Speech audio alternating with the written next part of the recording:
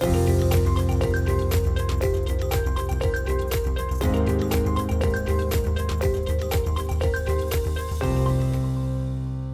afternoon, everybody. So we start with the global market news update today. Asia Pacific market extended momentum from Wall Street and moved higher during Friday's session after both the Bank of Japan and the People's Bank of China also stood pat on rates. US futures will little charged after Thursday's rally, which saw the 30 stock average closed at a new record.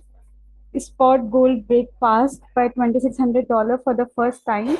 Oil prices set to end week higher after US rate cut. Yen falls as BOJ governor speech clear the rate hike talk.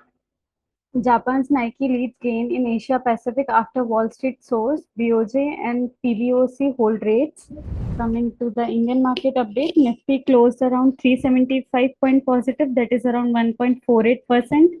And today's support level would be around 25,323, followed by 25,232. And the resistance level would be around 25,887, followed by 25,979. Coming to the Bank Nifty closed around 755 point positive, that is around 1.42%. And the support level for the next trading session would be around 52,805, followed by 52,574. And the resistance level would be around 54,048, followed by 54,280. Now coming to the mid cap closed around 856 point positive, that is around 1.44%. And the support level for next trading session would be around 58,399, followed by 57,447. And the resistance level would be around 61,160, followed by 62,112.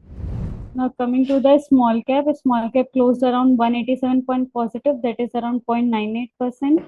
And the support level would be around 18,517, followed by 18,149. And the resistance level would be around 19,880, followed by 20,194. Now coming to the sectoral update, we can see a good buying opportunity in diamond and jewelry sector, rating sector, alcohol sector, retailing sector, FMCG sector, and telecom sector. And top deliveries we see in power sector and banking sector. Basket recommendation would be best financial services stock basket with the expected return of 10%.